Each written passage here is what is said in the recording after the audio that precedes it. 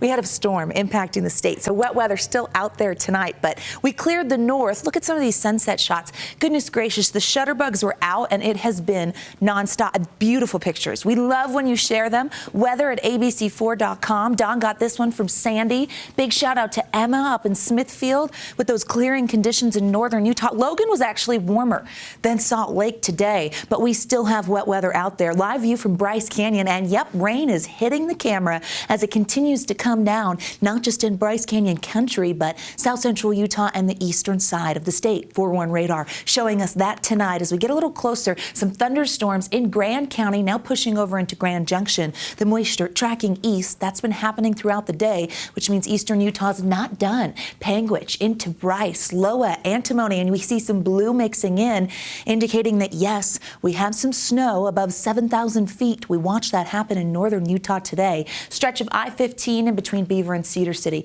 Also getting some wet weather. Some of those showers were heavy. This one coming down. Look at the gutters running. Boy, soggy conditions packing a punch for this morning and the afternoon. It wasn't totally consistent on and off, which allowed for some really gorgeous rainbows. Thank you so much to Brad. Double rainbow wanting to form there in Manti, where they did see wet weather moving through. Now, some of these showers and thunderstorms in particular, pack some gusty winds, double digits along the Wasatch Front, 39-mile-per-hour gust in Cedar City. Hanksville, look at Moab with a 46-mile-per-hour gust.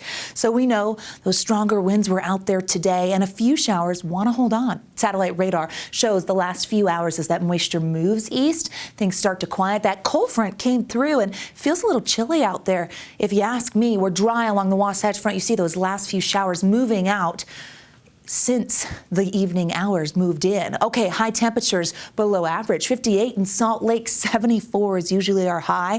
So it felt spring-like today as those temperatures took a serious dip from that gorgeous weekend we saw. Warmer in Logan than it was in Salt Lake, warmer in Vernal. We hit the 60s in Price, 85 in St. George, 70s and 80s on the eastern side of the state, only 63 in Delta and 70 in Milford. Milford actually had some stronger thunderstorms roll through with 50-mile-per-hour gusts.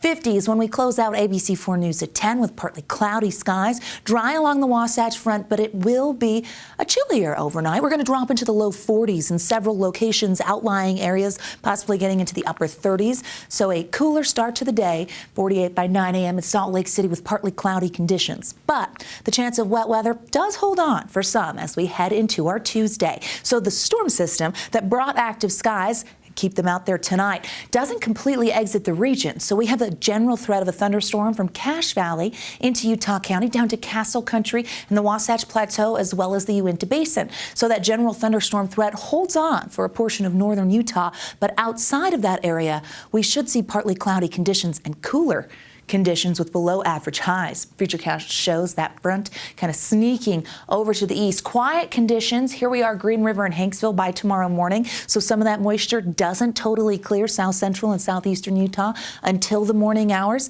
Some showers overnight expected. Clouds along the Wasatch Front, but here's our northwest flow. The model picks up on the potential for some showers south and east of the Great Salt Lake and for the Wasatch back around lunch.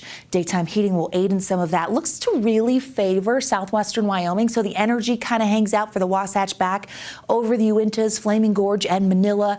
Other than that, the Wasatch Front will just see partly cloudy skies with drier conditions. So I pulled back here so you can see our next storm system. We're going to warm up for the midweek, but doesn't last for long. Another system will graze northern Utah. It brings the chance of precip, but it also will bring cooler conditions. So we're kind of up, down, and all around with those numbers this week. 50s and 60s for tomorrow, 64 for the high in Salt Lake. That's a full 10 degrees below seasonal norms. Isolated thunderstorms and showers possible.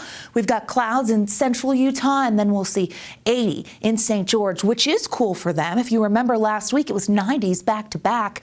So we're getting a little bit of a breather. Lots of 70s and 60s in northern Utah. Speaking of Washington County, check it out. 80s. How about that? A nice stretch here for folks in St. George. I know you had a few sprinkles tonight. Washington County had a few showers come through. Slight chance into Tuesday, but drier conditions to follow as we get those 80s. Breezy conditions there. As we look at the Wasatch Front, isolated storm potential Tuesday, Thursday, and then we stay unsettled into the weekend. But notice how those temperatures, they're up, they're down. It's like a pickleball match, right? We spike down at times, but we're going to warm back up. A very spring-like week ahead of us with wet weather still out there tonight. I'll send it back over to the desk.